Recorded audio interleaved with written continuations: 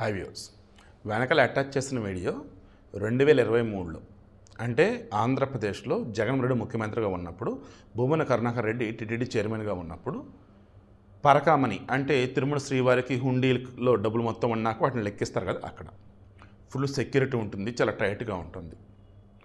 అక్కడ వచ్చే ముందు చెక్ చేస్తారు, వెళ్ళేటప్పుడు చెక్ చేస్తారు. అయినా సరే రవికుమార్ అనే ఓ వ్యక్తి ఆ పరకామణిలో ఎంప్లాయ్గా చేస్తున్న వ్యక్తి మనకున్న సమాచారం మేరకు ఐ థింక్ భాన్ ప్రకాష్ రెడ్డి అనుకుంటా, ఆయన ఆ టీటీడీ మెంబర్, ఆయన చెప్పిన దాని మేరకు అప్రాక్సిమేట్లీ 100 కోట్ల రూపాయలు దాదాపు అతను లేపేశాడు. 100 కోట్ల రూపాయల వర్త్, దట్ మీన్స్ బంగారం పట్టుకెళ్ళిపోయాడు.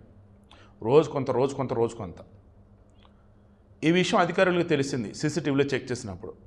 కేసు పెడితే అప్పుడు పోలీసుల మీద పైనుంచి ప్రెజర్ వచ్చింది. చివరికి లోక్ అదాలత్ అంటే కోర్టులో కేసుకు సంబంధించి రాజీ మార్గం అన్నట్టు కదా, అక్కడ సెటిల్మెంట్ అయిపోయింది.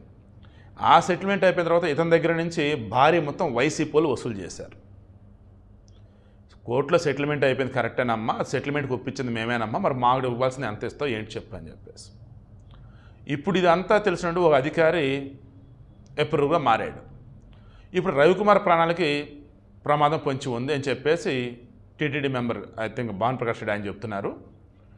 ఈ వీడియోని ఈరోజు సోషల్ మీడియా హ్యాండిల్స్ అన్నింటిలో కూడా రిలీజ్ చేశారు. ఏదైనా కానీ జగన్మోహన్ రెడ్డి హయాంలో జరిగిన దారుణాలు ఘోరాలు అన్నీ ఇన్ని కావు. ఎస్పెషల్లీ హిందూ దేవాలయాలకు సంబంధించి, హిందూ దేవాలయాల సంపదకు సంబంధించి అమ్మో అరే నాయన చెప్పుకుంటూ పరువు పోతుంది. హిందువులు అన్న వాళ్ళు నిజంగా జగన్కి ఓటేస్తే వాళ్ళ మీద వాళ్ళు ఊసుకోవటం అక్కడ తక్కువ. వీళ్ళకి ఓటేసామా అని ఎంత దారుణంగా దోచుకున్నారంటే ఇంతకు మించిన ఎగ్జాంపుల్ ఉంటుంది. నా వల్ల అవ్వట్లేదు, ఇంకా ఏ హిందూ ఓటేస్తాడు? హిందూ అని తీసి పక్కన పెట్టాడు, పాడు మనిషి ఇంత ఘోరానికి పాల్పడాడు కదా, మాకేం కాదులే మేము క్రైస్తవులు అని చెప్పేసి అంటారా?